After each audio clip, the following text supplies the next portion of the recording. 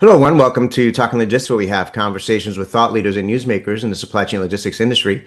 It's my great pleasure to welcome to today's program Abhijeet Manohar, who's CTO and co-founder of Pando, and Mike Mulqueen, who's executive principal for strategy and innovation at JBF Consulting. And today we're going to talk about AI in Logistics 2025, why the future belongs to the fast movers. So if you're like many logistics executives, you're likely very curious and interested in how AI can improve your logistics operations and deliver business value, but you're also probably, a little bit skeptical or confused about all the noise and hype in the market, today.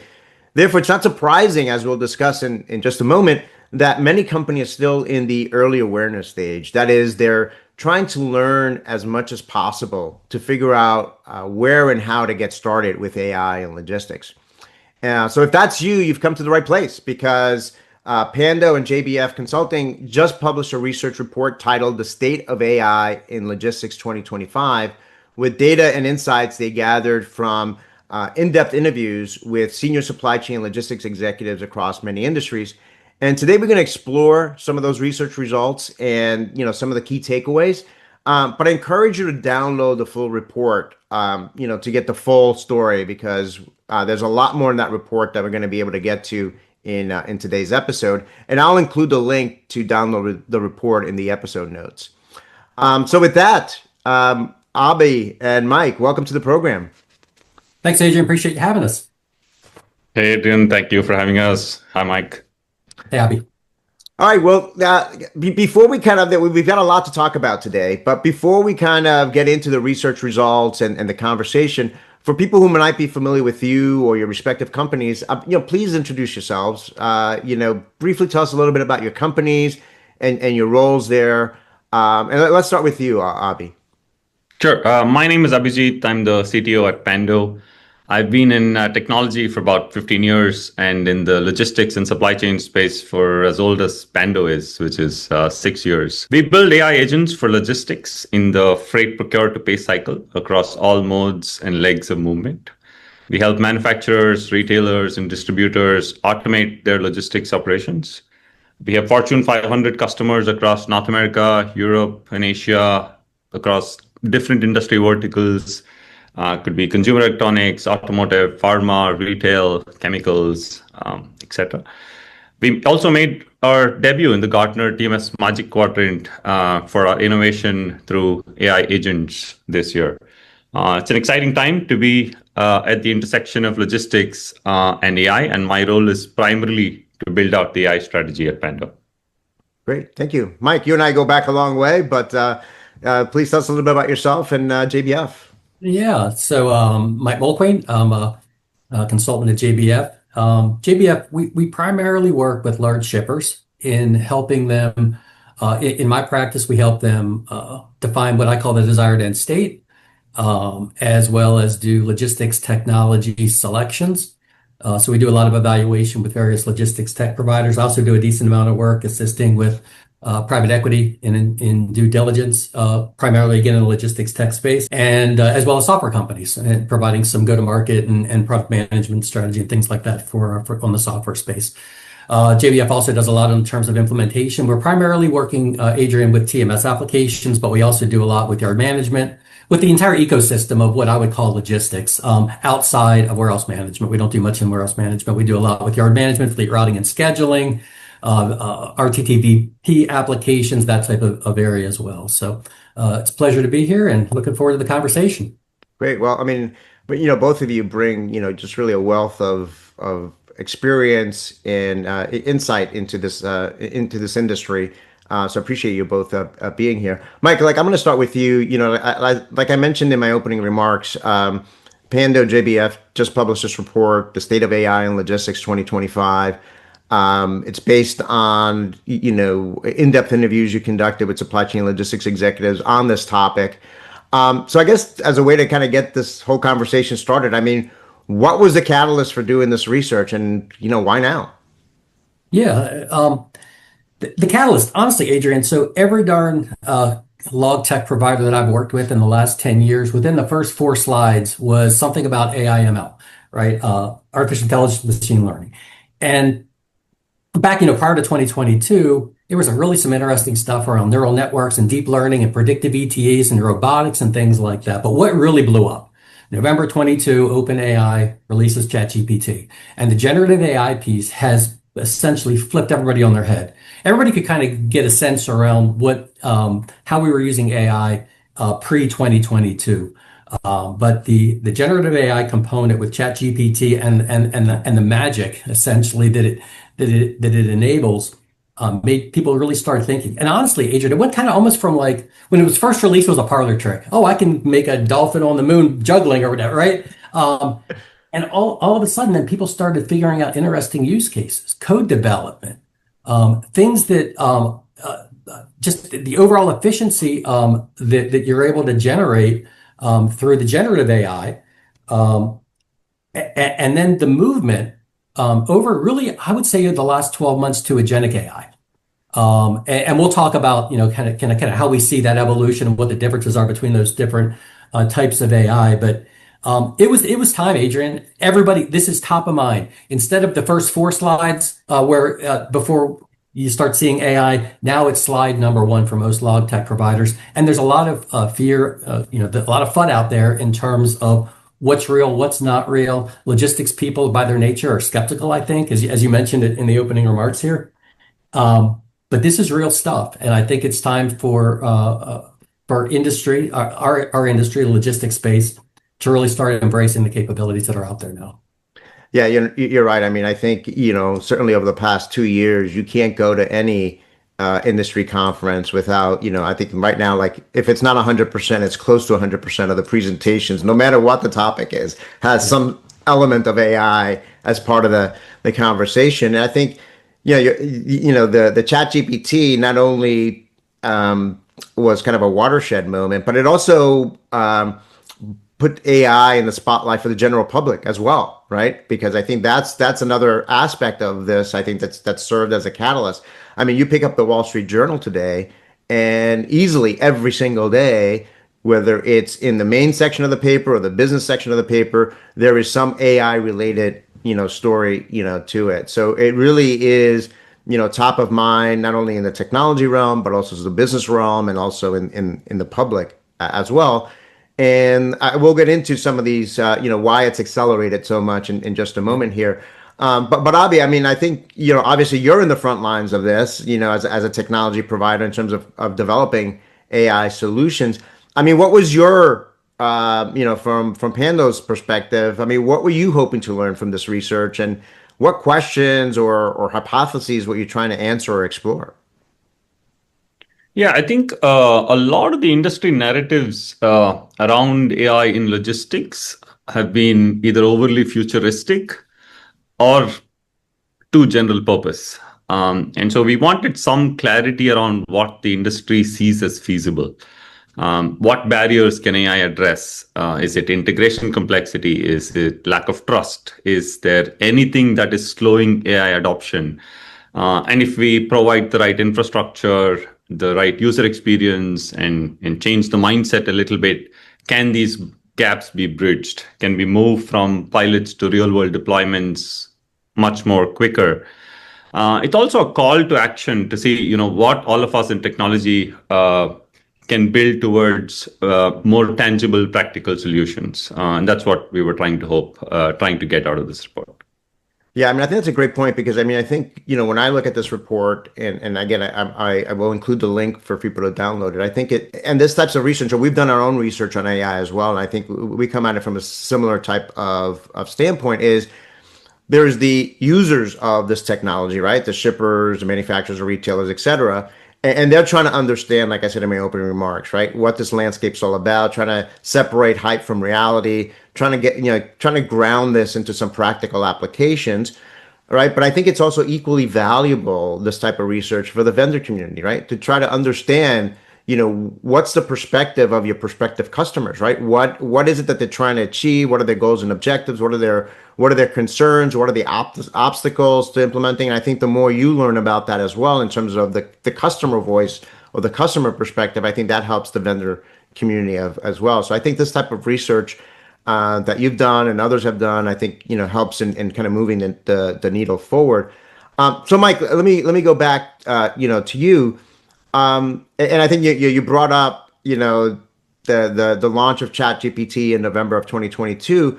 But I think one of the misconceptions in the market is that AI is something completely new, right? That it's only something that's come into the market, the last 3 years or so. But in reality, I mean, aspects of AI have been around in supply chain logistics for decades, right? Going back to your days at Manugistics, right? If you think about, optimization, and you think about, rule-based, machine learning and things like that.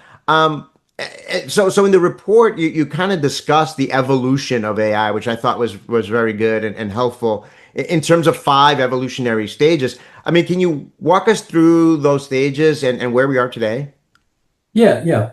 So, yeah, you're dating me in terms of age. Even before Manugistics, I was at a company called UPS Logistics Technology, which is RoadNet, right? Still part of it was actually part of Omnitrax. But anyway, but again, think about that very first stage. Some basic heuristics, nearest neighbor type of heuristics, things like that can be kind of bucketed into the overall umbrella of AI. And that's another kind of misconception here. We think of AI as one thing, but AI is a lot of different things here.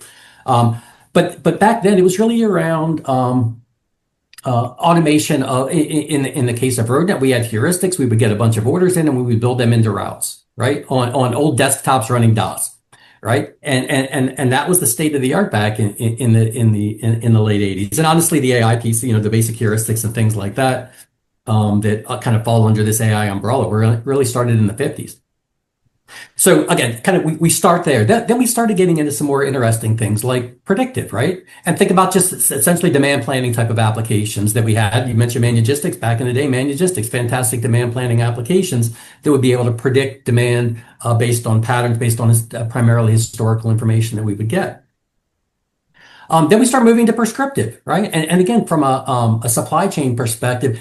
And by the way, I don't think that these are essentially been completely eliminated, because there's certainly for autonomous, right? The very first phase of the AI component, there's still valid use cases where I can just have if-then type of statements, which are essentially what the autonomous was bringing. But the kind of the prescriptive, kind of the third generation, right? So we have autonomous, predictive, prescriptive. That third generation was really, okay, this bad thing's going to happen. What can I do about it? I got 5 different trucks that are predicted to arrive at this particular facility. That's predicted. Prescriptive would be saying, you know what? I'm going to contact truck A and B based on the contents, and I'm going to say, hey guys, delay that and come 2 hours later, whatever it might be, right? That would be essentially a logistics anecdote around prescriptive. Interesting. All those things were interesting. Generative AI. Again, think of ChatGPT, think of Gemini, think of Claude, think of all of the big LLMs that are out there right now. Now we start getting into something that I think is truly, truly disruptive. Up until that point, I would think that each one, they were very, very important, but they were evolutionary. I think the Gen AI piece has turned everything up to the point where this is revolutionary and truly disruptive. The ability for us to quickly write code, the ability for us to interrogate documents coming in, understand those documents beyond just standard OCR, but AI-based OCR, and then act on those types of things. That is then the evolution from Gen AI to agentic AI. And agentic AI, Gen AI, still think of Gen AI requiring a prompt. I go to ChatGPT and I type something in and I get an answer back. Agentic AI is proactive. It does not necessarily require I do anything. Now, again, in its early stages of agentic AI, Adrian, I think we're going to see a lot of guardrails and a lot of manual oversight just to ensure the agentic AI is doing what we want it to do.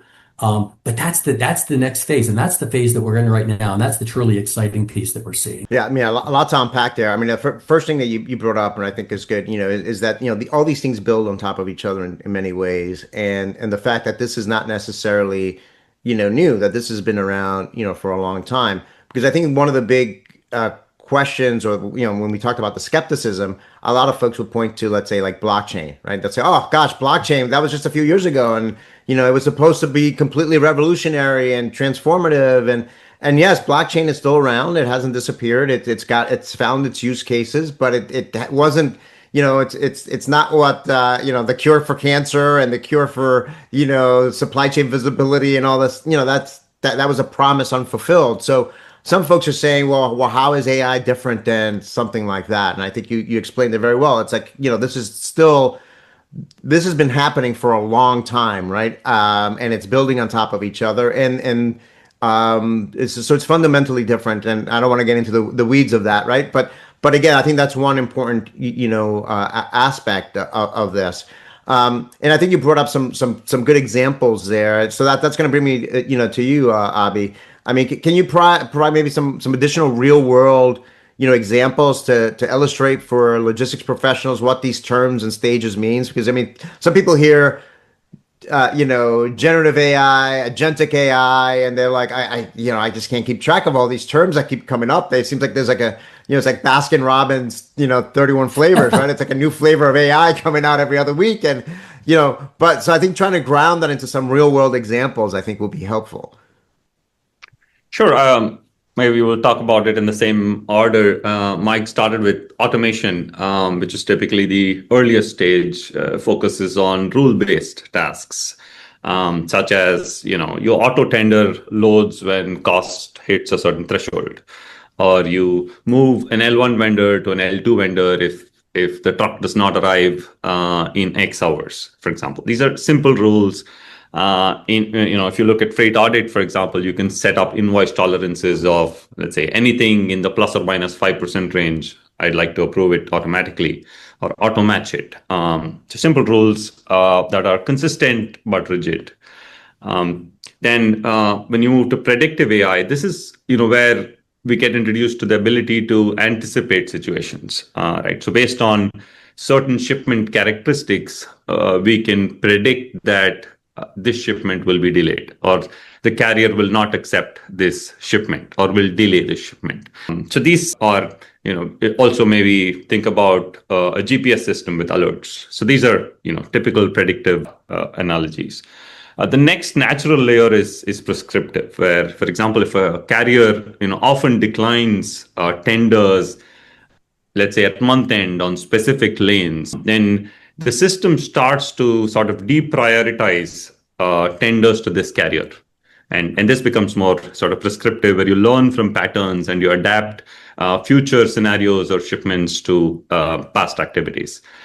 Generative, like Mike mentioned here, the ability for AI to create new content. And the simplest example is through collaboration and communication, where you respond to carriers or customers' queries automatically. You look at a system, you find the status of an invoice, you respond automatically. You don't need a user to go look at 5 different systems to pull information and respond to a carrier. You generate shipping documents, generate labels that become generative. Agentic AI, the current frontier, where decisions are made autonomously, right? Actions get executed. One of the examples would be, if you take an ocean shipment, and the goal of the agent is to reduce detention or demurrage penalties, then the agent would inform the drayage partner that that there is a delay in the ocean shipment and don't arrive at this time, but arrive X hours later. And this helps with controlling demurrage penalties, if you will. And maybe building on a previous example, if a chemical shipper's trucks keeps getting rejected on certain lanes, then the agent automatically tenders to a dedicated fleet instead of going with a previous carrier during those windows. So that, and the goal for such an agent would be to cut rejection rates. Yeah, I think those are all great examples. I think with the agentic AI, I think that, you both mentioned it. I mean, that's kind of the latest evolution. I mean, there's a lot of activity in that area today. And I think Mike and both of you kind of said this in some ways, but I think it's important, is that I think the way I see it as well, because we've seen this in the past, one of the big things that I think is going to ultimately accelerate the adoption of this is once companies and users begin to trust the system, right? So there's going to be those guardrails, as you talked about, Mike, is to say, okay, hey, let's run a simulation here. Let's test it out in some areas, and let's say what I would have done as a human, right? And what did the agent end up doing? right? And then over time, if you see that, hey, the agent is doing the same exact thing that I would have done, that builds up the trust, and then that ultimately that lets you then perhaps broaden the scope of what the agent's going to work on and so forth. But I think right now, I think that's one of the key things when people hear this, they say, well, I'm not going to let some technology just start autonomously start making decisions. So I think that's the mind shift, or I think that's the hurdle, is to kind of build that layer of trust. So I don't know. I mean, I don't know if the research, I can't remember in the report if the research explored that or not, but I think we'll talk about some of the hurdles perhaps, but maybe you can address that comment when we talk about some of the hurdles or some of the things that we talked about that you talk about in the report. Mike, going back to you, I mean, you wrote in the report, I think in the forward, that as a way to kind of summarize, that the study revealed that while enthusiasm for AI is widespread and investment is increasing, in fact, 91% of those surveyed have increased their investments in AI over the past 2 years. The journey from concept to operational reality is still in the early stages for most organizations. So I guess the simple question is, why are most companies still in the early stages? I mean, what's holding them back? And maybe this is where that trust element comes in. And this also ties back, Adrian, to I think probably some nomenclature and jargon, right? That they're as you build out the survey, right? What is AI, right? So a lot of these organizations are truly using the level 1, 2, and 3 that Abhi just talked about, right? The ability to do the autonomous, the if-then type of thing that we talked about, right? Or even predictive, or and to some level prescriptive. But I think that as people, as the consumer, which all of these logistics professionals that we interviewed are also consumers that are using AI, as they're using AI and they're seeing all the capabilities, they're going back to their business and they're looking to see, hey, gosh, there's a lot of things that we could be doing here that we're not doing. So I would question essentially the lack of use of AI. They're using AI, but perhaps not the latest, greatest Gen AI or agentic AI, right? So I think that that's something. Also, if I'm the CEO or CFO, is logistics going to be the first place that I use AI? Am I going to be testing this out at logistics, or should I be testing this out for dynamic pricing and sales? Should I be testing this out for other things that potentially could increase net revenue versus logistics? So those would be some of the hurdles.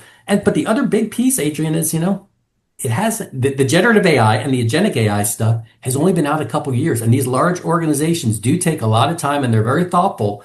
Some of them are very thoughtful. Some of them are probably too thoughtful in terms of actually making an investment. Do we have an ROI?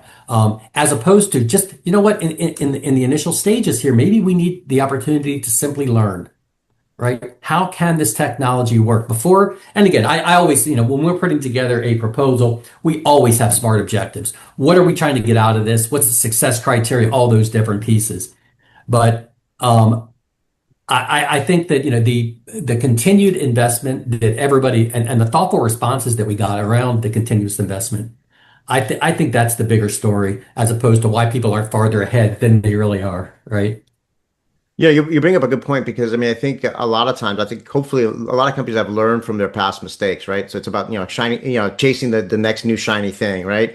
And then they end up chasing the new shiny thing without first this clearly defining what is the problem they're trying to solve, which key KPIs that they're trying to improve, or whatever.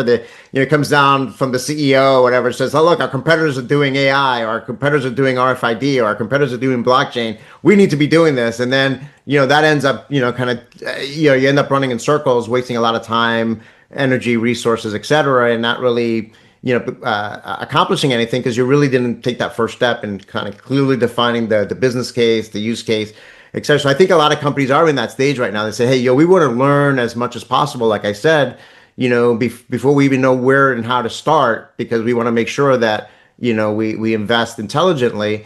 But at the same time, I think that what's different today is that this is moving so quickly that you can spend literally months and years, trying to learn and, be in meetings discussing this and that. And by the time you realize that a year has gone by, you haven't done anything. So it's really trying to find that, that right balance between, yes, being intelligent in terms of, understanding what the technology is, where it makes the most sense within your organization to deliver value, and then defining the appropriate starting point and learning from there, and just being in this endless loop of, meetings, discussions, meetings, and not, Yeah. taking any action. You define the two quintessential use cases that has driven so much skepticism in logistics, right? RFID, 2001, 2, 3, everybody had to have it. But the hardest part, Adrian, was coming up with what's the business value here? Walmart saying, oh, we're going to use RFID and we're going to increase sales because we're going to know when we're out of stock on the shelf at our store. Or we're gonna reduce receiving time. Yeah, interesting, but these are edge use cases that are not truly transformative. Same thing with blockchain, right? Really some interesting stuff. I'm a big crypto guy. I love blockchain, right? Complete visibility, one system of truth, distributed ledger, all kinds of cool stuff that you get out of it. But what's the true use case? I think the big fundamental difference in AI is you and I and Abhi, we can all try AI and we can all be doing different things with AI right now on our laptops, right? And that's fundamentally different. And I think being able to take that knowledge that we're learning by ourselves and then kind of go back and look at our business and say, wait a second, if I could do this, if I could generate an email automatically based on a question my babysitter sent to me, I should be able to do very similar things as I'm talking with a carrier or going through a procurement event for rates, right? So I think that this consumer driven type of thing where it's kind of coming up from the ground up and then getting to the enterprise versus RFID and blockchain, which I think are enterprise level type things that people, in the end, the emperor didn't have any clothes. And again, there are use cases and there's certainly still some use cases for these technologies, but they certainly were not transformative like we're seeing right now on the latest generations of AI.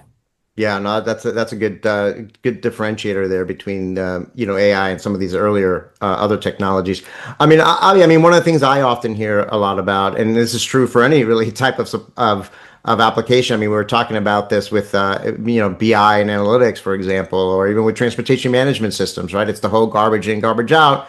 Namely, so much depends on the data that you have, right, to really derive the value and data quality. I mean, was that something that came up in the research, or what are your thoughts on the whole data quality aspect of this?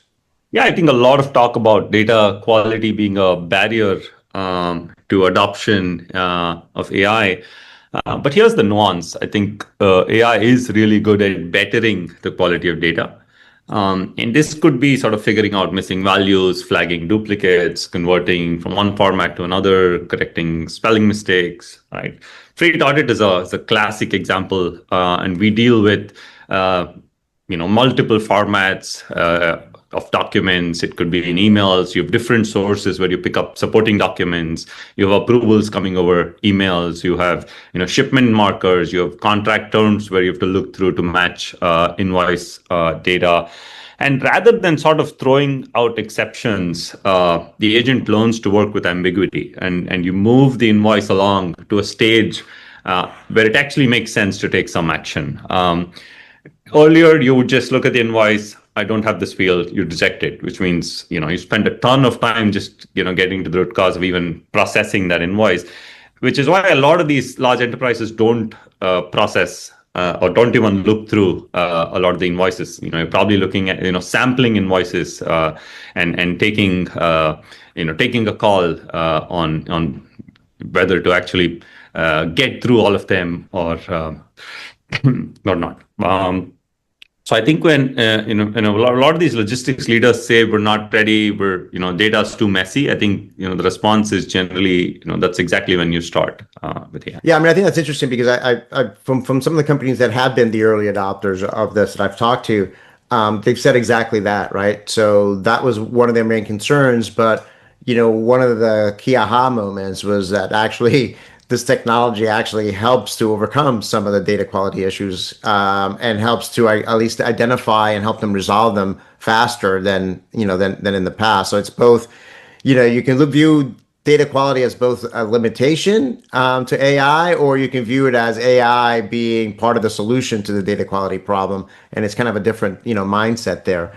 So I'll stick with you because I mean one of the other things that the research revealed, kind of on the flip side, is that 75% of the companies plan to increase their investments in AI significantly over the next 2 years. So what's driving that acceleration?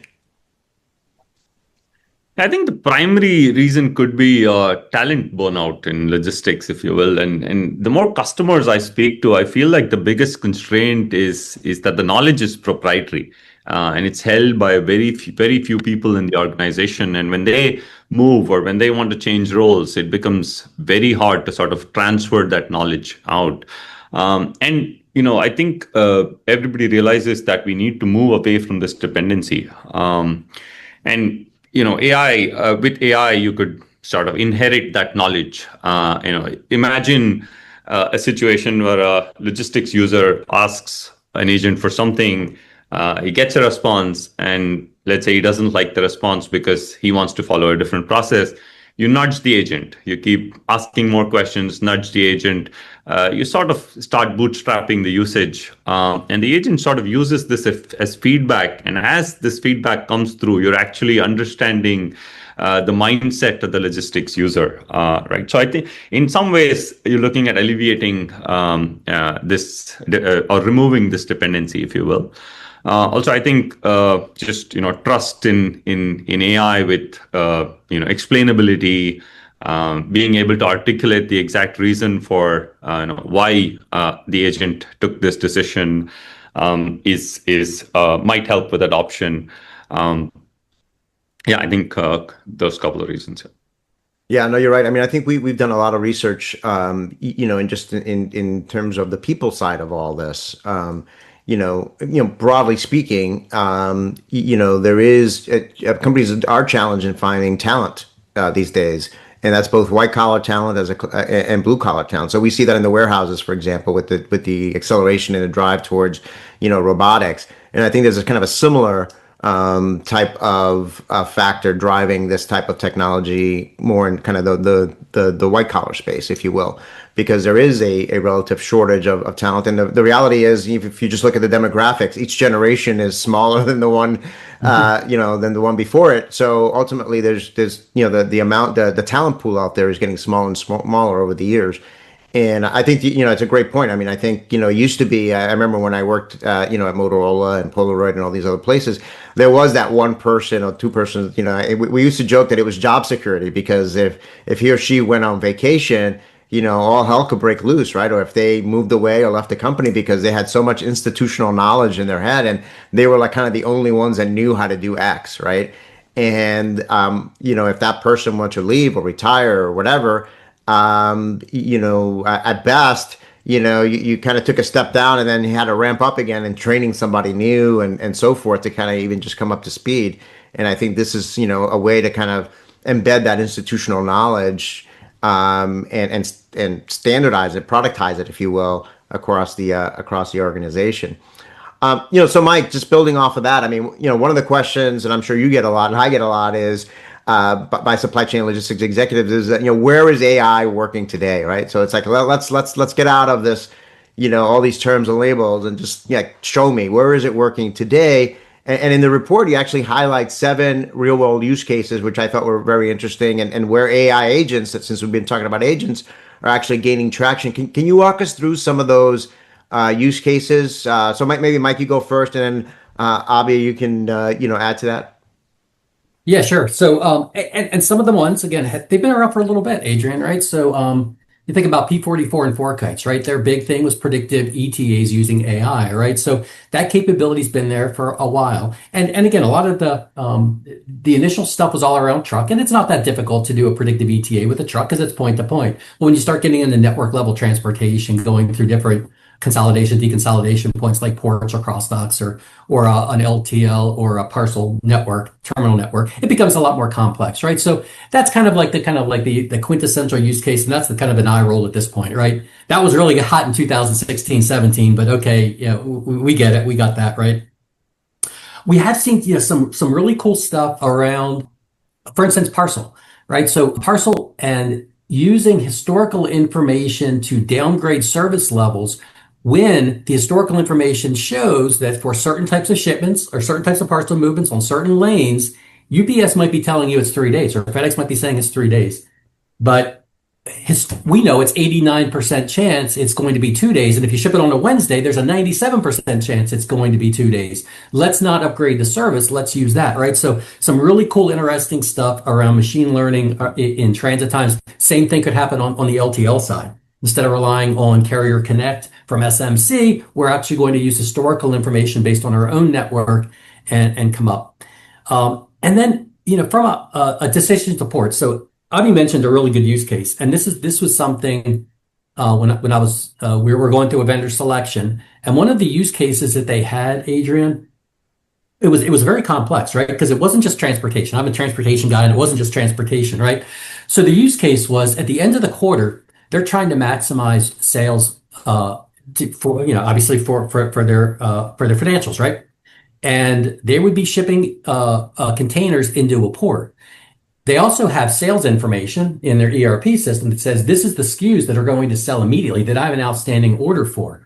So the ability for an agentic AI application to look first off at overall port congestion, look at individual terminals, look at free days that I have from the steamship lines before I'm going to get hit with demurrage costs, look at the individual SKUs within a container, and then make a determination based on all those different factors as to which container I need to move to the distribution center to fulfill an order before the end of the quarter.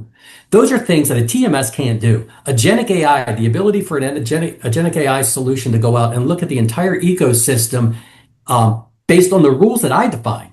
Again, I don't want necessarily Pando or some other TMS provider to define just the agentic AI set that I have to deal with. I want to be able to build my own agents based on my own specific needs. But that capability, Adrian, I could never do that at any of the TMS companies that I used to work for in the past. But those are the really, really interesting use cases that we're seeing out there that, again, it's different flavors of AI. Some of it's basically just machine learning. Some of it is agentic AI. Some of it is the ability for the agents to go out to external sites, like a port, like an individual terminal, like the sailing schedules for ocean carriers, right? That may not reside within the TMS application. Use that information to then come up with an optimal decision. That's game changing.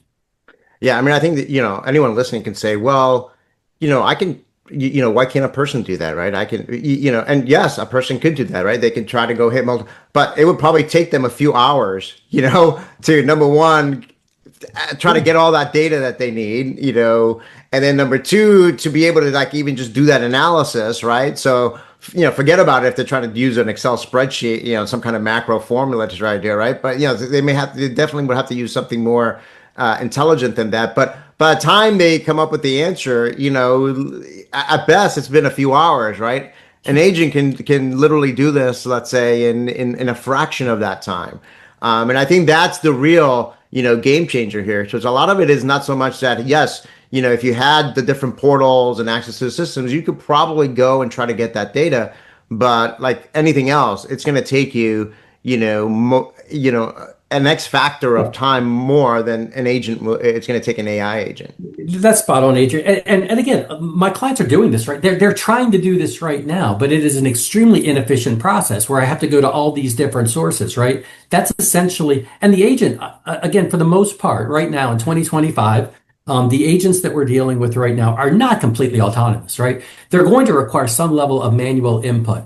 And one thing, I do like in terms of, I just got a demonstration recently, the Pando solution and the auditability, how the system's coming up with various solutions. Why did you pick container 7? Within the Pando solution, you have the ability to go back and audit and understand exactly what the AI was thinking about when it said move container 7 versus container 8, right? And then also, if it did it wrong, the ability to go back and as Avi said, nudge the system, train the system. This is the criteria that I really needed to look at, right? So again, you can do these things if you want to spend hours and hours and hours of manual time. And this goes back to kind of like one of the fundamental things that we're thinking about is the overall talent of labor. Should they be doing things like this? Should they be doing redundant kind of semi-mundane type of tasks that are taking 18, 20 hours of a week? Or can that person have an agent, an assistant, essentially do a lot of this stuff for them, right? Yeah, and that's a great point. And I love the auditability aspect of it because, going back to what we were talking about before, I mean, that's what really drives trust in the system, right? So because I think if you view AI as a black box, right? Or if it's treated as a black box, which is like you don't really understand what's going on in that black box, that's gonna impede gaining trust in the system because you don't know what's going on in there, right? But if you're able to have visibility to how the decision was made and what went into it and audit it, as you said, and then maybe be able to tweak it and help improve it. I think that's what ultimately helps build that trust. Abhi, any other use cases that you want to add to that to kind of help ground this, or any unexpected use cases or comments that you heard from the executives that you interviewed?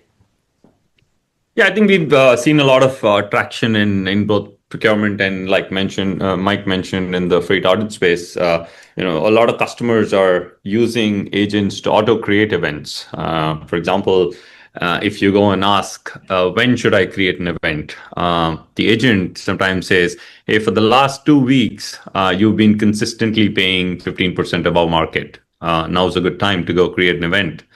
Right. And, if you look at freight audit, multiple different agents come to mind, but generally, look at contract terms and being able to convert that to mathematical formulae that can then be used for costing and audit and match is one use case that we've seen gain significant traction. Supplier collaboration is another, and a lot of customers recently, are doing away with the supplier portal because of the supplier collaboration agent, where you can just send an ASN or send a booking report to an email, and all the actions downstream get automated, which were previously done with a set of rules and a portal and edits and modifications by the supplier. But then the shipper used to take and input that into another system like an ERP, which then downstream flows into a TMS. So we've taken out the need for a lot of these steps that an agent can take decisions on. Few interesting, unexpected use cases would be, we built an agent that we asked to analyze accessorial charges, right? And said, hey, I see so many accessorial charges, what's going on? And it typically went down the path of, hey, your dominant accessorial charges is escort. You pay a lot on, bunker charges and all of that. But as we sort of kept, asking more questions and drilling down, it said, hey, you have an accessorial charge called HAS, and you have something else called DG, and then you have something else called dangerous goods. Aren't they all the same thing? Wouldn't you want to standardize them? And so the customer then actually went down the path of normalizing accessorials codes, if you will, right? And you're actually trying to clean up the system, if you will. You end up with 500 different charge codes. But this insight wasn't expected from an agent, but you sometimes get interesting insights. Another interesting use case with another automotive customer was that we were saying, hey, how do we negotiate for charges?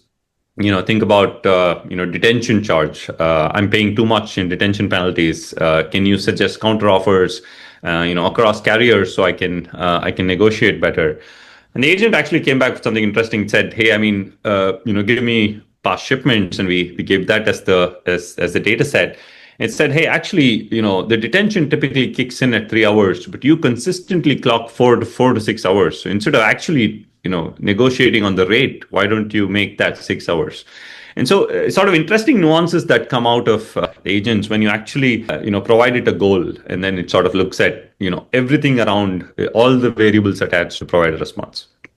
Those are some great examples, from both of you. I mean, the accessorial charges piece, I think, is a good example of what we were talking about before in terms of just data quality, right? So, I mean, here you have 3 codes that are essentially the same thing, but they're basically creating a lot of redundant data, if you will, in your data sets, right? So if you can just standardize on that, on one, right, it just immediately just cleans up your data that much better. And as you were talking about, I was just thinking about, how we use AI agents right now, whether we know it or not, in just our own personal lives. And it just occurred to me earlier this morning, I got an alert from Alexa, right? So the Amazon, and I asked Alexa, what's my notification? She said, well, based on your order history, it's probably about time for you to reorder, your honey stingers. And honey stingers is this snack that I use when I go out for cycling, you know. So, you know, there's an agent, right, that knows how often I order these, and it's telling me, hey, you know, it's probably about time that you reorder them. And guess what? The price now is 6% less than it was the last time you ordered. Would you like me to put it in your order cart, or order, you know, or if you want me to automatically order it, just say order now. So again, even in our personal lives, we don't realize it, but there's an agent right there, right? That's making, and that, you just apply that same model to like some of the examples you were talking about to say, hey, we noticed that your, you know, on-time delivery is going down in this lane, or tender rejection rates are going up in this lane. It might be time to do a mini bid, right? Would you like me to set up a mini bid on this lane with your preferred carriers or a specific carrier base that you might have already predefined? So I think it's not that big of a stretch from what we're already experiencing in our, you know, everyday lives to, to applying the same thing in the technology realm. And I guess that brings me to my next question. I'll stick with you, Abhi. I mean, if I'm a logistics executive and I need to build the business case, right, for AI and logistics, I mean, what are the key metrics that I should focus on? I mean, is it just about, I mean, whenever we talk about logistics, cost is always king. It always seems to be king. Is it just about cost? I think a lot of the forward-looking logistics leaders look at a couple of things. It could be sort of the quality of decisions that an agent can take, and the improvement in agility, if you will. So you move from did we save money to how fast can we simulate and validate different options. For example, I mean, let's say an agent called out that 60% of customs delays, were tied to a specific HS code misinterpretation, right? Now, this is an insight that, typically you would not look for manually, right? But this helps with, agility. You quickly, you reduce the customs clearance timing from, let's say, 2 weeks to a week or 2 days. And it's a massive shift in agility. And suddenly sort of this whole agility becomes P&L protection, if you will. Also, maybe looking at risk mitigation as revenue preservation, right? And you sort of start tracking or looking at it differently, right? This is risk mitigation is no longer a soft value. It becomes measurable. You start tracking these things. You track AI prevented losses as a separate KPI, which you typically would not, because avoiding a disruption deserves as much credit as rate negotiations, which everybody talks about, because rate negotiation directly means savings. But now you start looking at other metrics as well. I think the third one is generally resilience and how fast you can recover from unforeseen circumstances, exceptions in the system. How quickly can you recover and make decisions and move to an alternate? Yeah, those are all great examples. I mean, I think the bottom line, and I think I've seen this as well with the companies I've spoken with, is that cost is always going to be important, because that always gets the attention of the CEO, the CFO, right? So that has to be that's like a no-brainer, right? But the perhaps the bigger value goes beyond that. If you really can look at metrics that align with risk, with resilience, with top line growth, with customer satisfaction, customer retention, market share growth. I mean, these are all things that are ultimately drive the overall success for a company. And these things are measurable, right? And you can track on them. I think that provides just more powerful business case. And I think that leads to my question to you, Mike, because I think that's part of the answer. I mean, if if my CEO and CFO are skeptical about the ROI of AI, I mean, how can I change their mind? I mean, how should I prepare for that conversation? Yeah. So, and honestly, I think that some of the results that we've seen, and not just from this survey, but from others, it's almost inverse. The CEO and CFO are oftentimes the biggest cheerleaders, because oftentimes they don't understand the overall complexity that is truly required in actually doing this, right? But In terms of selling this to a CEO or CFO, I think you do kind of from our perspective on the logistics side, you do need to be able to provide specific benefits. As we saw in the interviews, there was a lot about ROI, and typically for us, it is going to be around cost minimization. So coming up and doing a relatively small but very structured and relatively narrow proof of concept that provides results not in 6 months or 9 months or 12 months that we oftentimes see, but with an MVP that can show results in 2 or 3 months, that would get people's attention. The other thing, who knows the most about AI? And again, not that AI and the agentic AI, not that we're positioning this as a way to reduce labor, but in the end, that's what's happening. If you go back and you take a look at what Amazon has been doing, what Meta is doing, what Google did, IBM just released 8,000 people from their AI from their HR group, replacing them with agentic AI, with AI agents, right? So this is happening. And our goal, again, is not necessarily to recommend the elimination of people, but to raise people up to be doing more important tasks than what they're currently doing. But if I'm trying to sell this to a CFO or a CEO, there has to be a return on investment. There has to be something. And again, the return on investment could be simply, we're going to show increased efficiency that ultimately we're going to then infer increased productivity will increase our margins, things like that. But there does need to be some type of quantitative way. And we love really quick, really narrow proof of concepts that can show the capability. One other thing, Adrian, that we've seen as part of the analysis, the people that are at the forefront are not being caught by the people that are behind. The people at the forefront are investing more and more into this, right? So they're just seeing exponential growth while the laggards are not doing anything or investing very, very little, which shows to me that the proof of concepts and the initial foray into AI that these pioneers are dealing with are showing true results that they're having more and more investment going into their AI initiatives. So long-winded answer, but we do need to be able to show some type of cost benefit in creating a proof of concept or an MVP that has very easy and measurable success criteria, and showing that we're hitting that success criteria. That's what's going to turn a CEO or CFO's head. Yeah, I mean, you're right. I mean, I think, and this has been true for a long time in other areas as well, right? I mean, I think you want to, number one, minimize the risk involved with any kind of deployment, right? So, I mean, I think if you smartly scope something that's,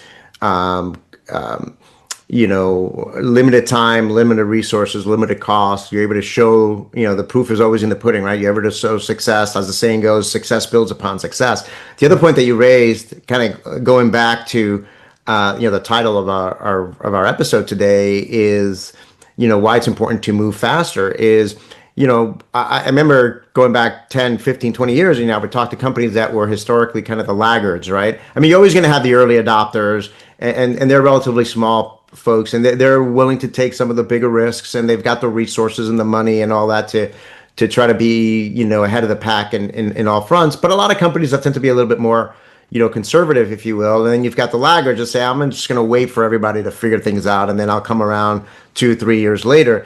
I think the unfortunate thing here, as you just said, is that, that's a very risky strategy these days to be a complete laggard, right?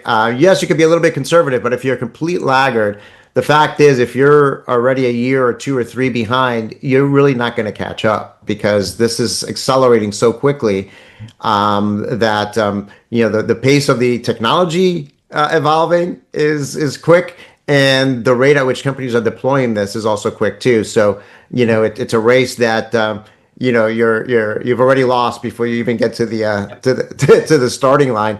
So let's talk about the technology a little bit, kind of shifting gears, Mike. And I'll ask this of you, since again, in your role, you work not only with shippers, but you also get to evaluate a lot of technology vendors and solutions. I mean, how would you characterize the current state of AI and logistics software applications, and what AI capabilities? And we've kind of already touched upon many of these already, but if there's others that you want to bring up, what kind of AI capabilities in use today by companies excite you the most? Yeah. So maybe I'll start with the ones that excite me the least, right? That's a good way. Yeah. Okay. Let's do that. Yeah. And what honestly we see, Adrian, is almost like a kind of a sandwich, right? The earliest or the latest companies to come out, right? The Pandas of the world. The companies have only been out 5 or 6 years that built their application with this foundation of AI, right? They had an AI first mentality when they started building out their application. We've seen some other software providers with that same thing. These early companies, especially with the Gen AI stuff and the ability to build code really quickly, to build MVPs really quickly. We've seen some really great stuff there. We see the top level guys. You see the SAPs and the Oracles of the world. Those guys, they just have huge deep pockets and they see what's coming, right? And they're actively investing in AI as well. I would say that because of the legacy nature of their applications, they're a little bit farther behind. They're really good with chatbots, virtual assistants that can help. A lot of natural language processing to SQL type of logic, right, where I can ask a question and it essentially converts it into SQL and then returns a response back to me. But these guys, you have to expect that with their deep pockets, they'll be able to catch up. It's the mid-level guys that I'm really most concerned about right now. Those guys that have been around for, legacy applications that have been around for 10 or 15 years that just do not have the deep pockets to re-architect their application to be able to truly take advantage of AI. So that's kind of the way that I'm kind of seeing the market. Like the early guys, the guys with 10 people, and Panda's got a lot of people, but a lot of the smaller guys that have just built their applications over the last few years. Some really cool, interesting stuff, as well as then the enterprise level software providers. Hey, Mike, what are you seeing with the RFPs? In terms of both sides.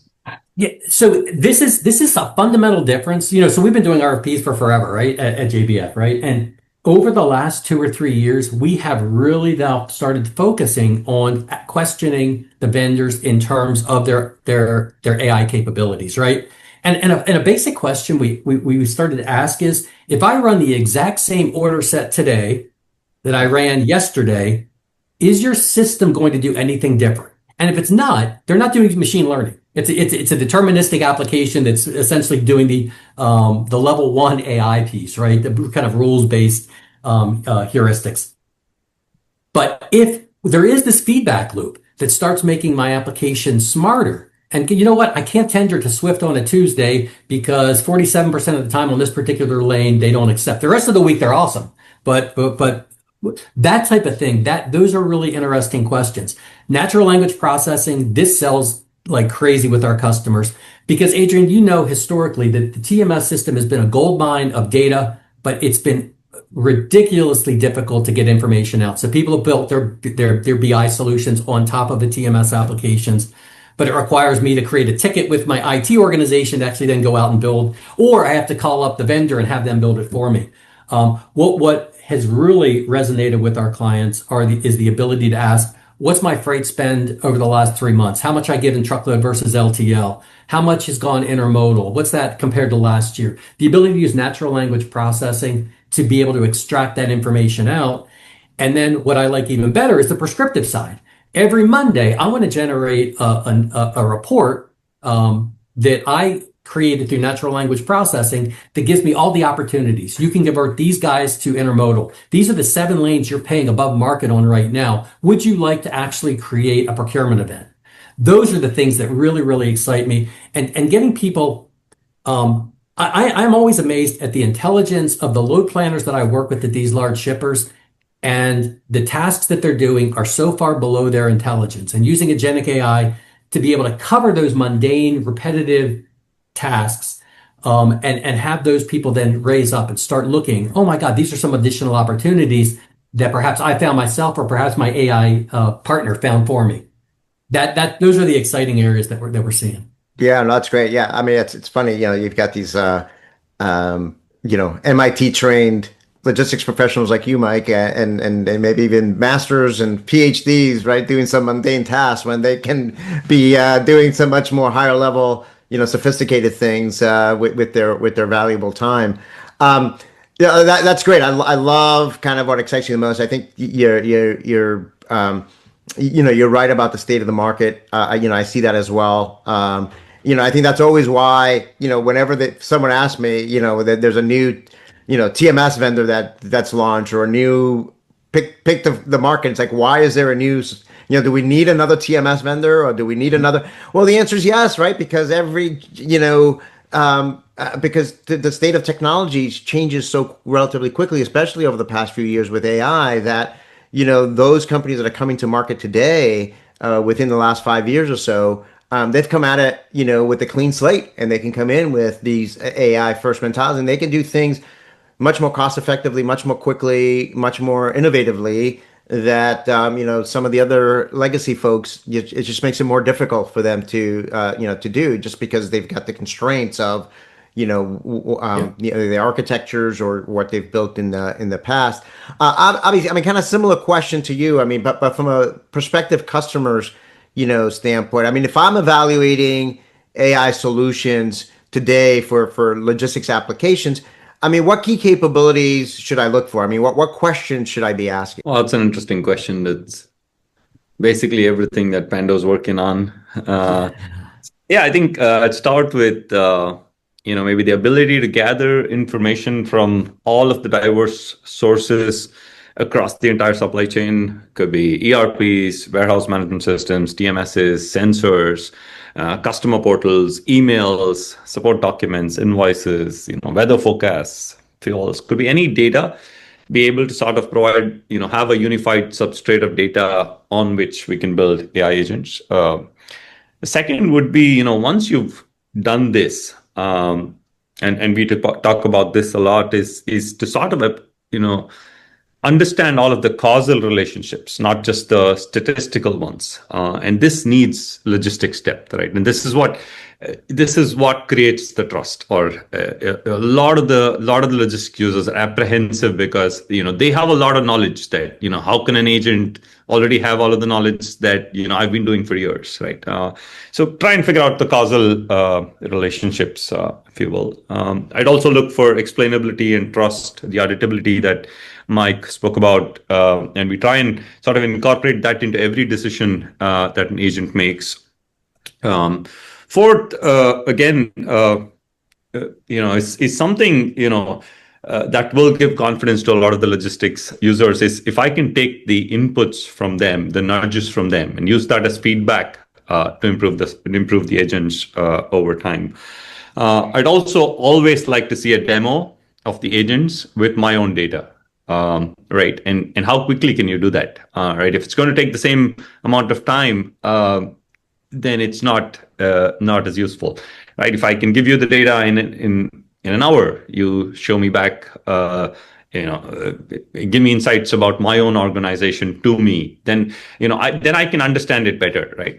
And typically, demos used to show data that is mock or different kinds of customer data or industry data, but you truly understand what's going on when you see your own data, and that's when you appreciate the power of the agents.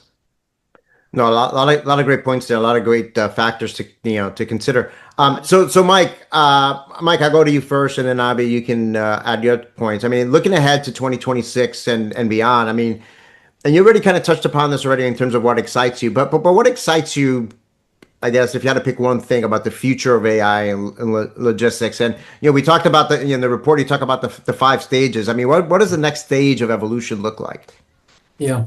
This ties back, and I wasn't sure when this was going to happen or why this was going to happen, or it wasn't even tied necessarily to AI. But with TMS applications, I've kind of long used the term TMS aware, right? So TMS is historically back in the olden days, very myopic, right? I would get an order feed into the TMS application. The TMS knew what it knew. It knew these are my rates. These are my carriers. This is my transit time information. It was very kind of a lockdown system, very internal. And that myopic nature has kind of always been kind of at the a limiting ability in terms of the TMS to be able to truly add what I would call holistic logistics value, right? With the AI agents and the ability for us to now have my TMS system look not just within the data schema of the TMS, but now start to look out and look at ordering patterns, look at inventory, look at what's happening in the particular DC from a labor perspective and a capacity perspective, what's happening with my suppliers and my customers, right? All those internal factors, plus then the external factors, right? Benchmark information on the truckload side. What's actually happening? I want to integrate with Zanata for ocean benchmark information. I want to understand port congestion at different facilities or rail yard congestion or what's happening in the world from there's a cyclone in the Pacific that's going to be hitting wherever it's going to be hitting, the Philippines. What are the implications of those things, right? One of the things that actually came out in the report that I thought was really, really interesting is the resilience piece, right? Right. So we always talk about black swan events and how do you react to a black swan event? Okay, well, reacting to a black swan event is too late because at that point, everybody's reacting to the black swan event. Are there patterns? Are there indicators that are probably very faint, but if the AI can start seeing these indicators ahead of time, 9 months ahead of time, I want to know the ILWU contract on the West Coast ports is going to expire. Maybe we should start thinking about shipping in advance or shipping to the East Coast or shipping to the Gulf, things like that, right? So what excites me the most, Adrian, and ADI, I think, is finally the catalyst that's going to support this, is this TMS aware concept, aware of all of my logistics systems within the enterprise, as well as transportation is just naturally very external, right? There's things happening. There's impacts, geopolitical impacts. There's Strait of Hormuz impacts. There are Panama Canal impacts with the drought. All these different pieces, right? How do I take all of that information and then use that the way that a transportation planner would, right? Historically, the information has been in the TMS, but the guy knows, hey, oh gosh, the transit time on the West Coast port or the Asia to West Coast trade lane is now 36 days from the time I actually order till the time I actually receive it, right?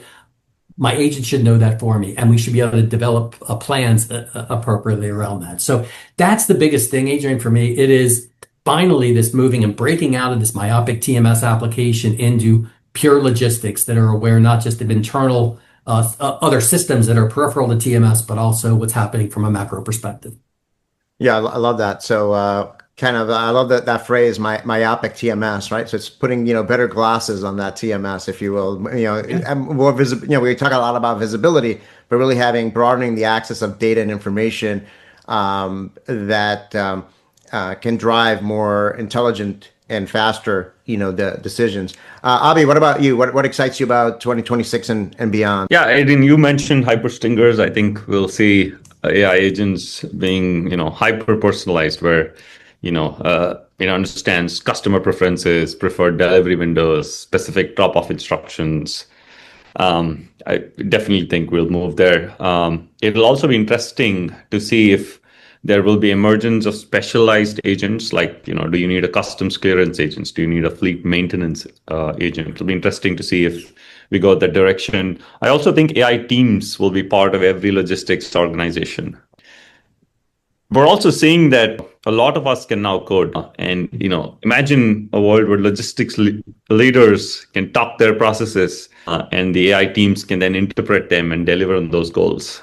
For example, if they say, "Hey, I want carbon emissions to be a part of every decision," and then that's it. The agent then picks up and looks at every place where sustainability needs to be a factor and starts incorporating it. I think another eventuality that we speak about a lot is you might not need to go through 10 screens to complete a transaction. You probably just do it from your own workspace channel. It could be Teams, it could be Slack, it could be emails, where a lot of the use cases could get done. I think. Yeah, no, I think those are all great. I think we'll be able to just talk to our TMS, right? Talk to our like we do with Alexa, with these other, right? So the user interface and the user experience is going to be, I think, much different moving forward, than it is today. And Abhi, based on what you said, we all become coders, right? Or we all could be able to create these agents ourselves. So Mike brought up having to submit tickets to IT and then having to wait weeks, months, or never for something to be done. Where now you can be master of your own destiny, if you will, within the organization, and really be able to enable some of these capabilities within the logistics team itself. So as a way to wrap up, and Albie, I'll start with you, and Mike, you'll get the last word, for today here. I mean, based on the learnings from the research and you work with clients, I mean, what actions should, companies that are still in that early awareness and value discovery stage, which was again the majority of the folks that you surveyed in the research, what action should they take to move up the maturity adoption curve? I mean, and any mistakes that they should avoid? Yeah, I think really depends on the use cases, and some of the use cases don't really have to go through all the layers of the maturity curve. For example, anything to do with data entry, emails, document generation. These are prime candidates for rising up the maturity curve and going to the last stage directly. But I'd go back to first principles. I'd say, identify and prioritize the burning pain points, focus on them, start small with pilot projects, quickly, look for demos or pilots that can give you insights about a specific area in your supply chain. Maybe even build internal AI champions that can actually drive agility on adoption. Some of the mistakes, I think, aiming for big bang deployments and hoping AI will work wonders. Waiting for the data to be perfect, I think, is a common misconception. Over-indexing on cost savings, we spoke about this. Looking at AI's value in revenue protection and agility would help. Great, Mike. Anything to add to that? I think that's a great list. Oh yeah, it's a great list. The one thing I would do is, first off, your log tech partners, your supply chain partners that you're using right now, and maybe you have some, maybe you don't, but if you do have a TMS provider or anybody that's part of the logistics tech ecosystem, as you should probably be doing QBRs with them, talk to them about what their AI strategy is. Talk to them about their investment in AI and their competency in AI.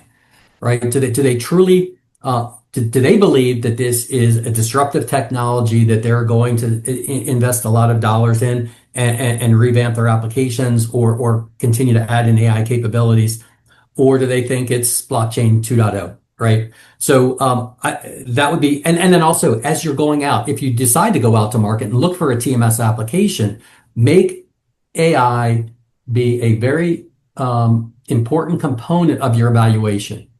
How do they have their own LLM, right? Do they have natural language processing? Do they have machine learning? If I ran the example I gave earlier, right? If I run orders through tomorrow, will they look the exact same as today? Or will the system have machine learning built in to start modifying the solution over time, right? So again, first off, talk with your providers, understand what their strategies are, and make sure that they're aligned with yours. And then I completely agree with what Abhi said in terms of a proof of concept. Try to keep it narrow. Try to keep, define what the objectives are. What are we trying to get out of this, and define the success criteria, and then evaluate after you're done and figure out. What we're seeing is people that actually do that then are throwing more money at AI. They're investing more deeply into this as opposed to saying, you know what, this isn't for me. I'm going to stop moving forward. And the last thing I'll just echo what Abhi said about the data. Don't use data as an excuse for not doing anything. Oh, our data isn't clean. Well, if your data isn't clean, all of your legacy systems aren't working either, right? Your TMS work still requires clean data. So use this as an opportunity as opposed to an excuse for not moving forward. Maybe your very first proof of concept is, let's analyze all of our data and clean it, right? So this is it's a burgeoning space. It's a really interesting space. Adrian, I started in '89 doing logistics tech work, right? This is the most disruptive thing that I've seen in my career. The biggest opportunities out there. So I definitely recommend for my shipper clients to truly embrace this tech. Well, gosh, great advice, from both of you, Abhi, Mike. I mean, again, thank you both for making, time to be with us today. I mean, we went over a little bit of time, but we definitely, covered a lot of ground on the state of AI in logistics. I mean, we could probably talk for, for another 2 hours, but unfortunately, we're out of time. But both of you provided some great insights and advice to our audience. So again, thank you both. Thanks, Adrian. Thank you very much. Again, thank you for joining us, and look forward to seeing you in future episodes of Talking Logistics. Have a great day.